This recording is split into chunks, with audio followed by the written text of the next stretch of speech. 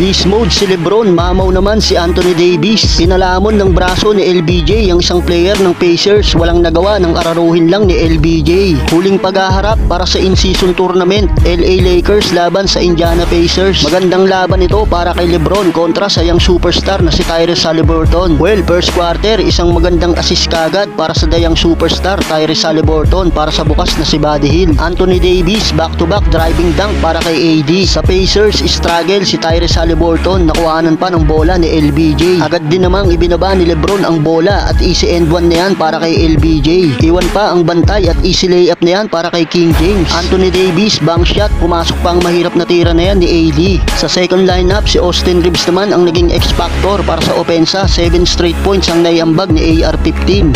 34-29 end of first quarter, lamang ng 5 points ang Lakers. Second quarter, attack mode na si LBJ, walang makapigil kay Lebron. Ginagawa lang parang bata ni LBJ ang mga players ng Pacers at pinagbubuli lang sa ilalim. May paplex pa ng muscle si The King. Edad lang ang tumatanda kay Lebron pero hindi ang katawan, mga idol. Under 6 minutes, iniupo si Lebron pero si Austin Reeves naman ang bahala sa opensa. Pakitang gilas si AR-15, pinanis lang ang bumabantay. May pabaon pang double clutch layup si AR-15. Under 3 minutes nang magbalik floor na si Lebron, mababalian pa ng buto kay Lebron ng isang player ng Pacers matapos itong gawin ni The King. Austin Reeves bubuhat na rin sa opensa. 9 straight points pa ang ginawa ni AR-15. Nakapagtala na ng 22 points si Austin Reeves para pangunahan nito ang Lakers 65-60 end of second quarter. Third quarter, wala pa rin makapigil sa ginagawang atake ni LBJ sa loob ng pinta. Halos hapusin na si Lebron ng isang player ng Pacers para lang mapigilan ito sa pag-atake sa ilalim. Anthony Davis with the monster dunk, walang palag ang bantay, mga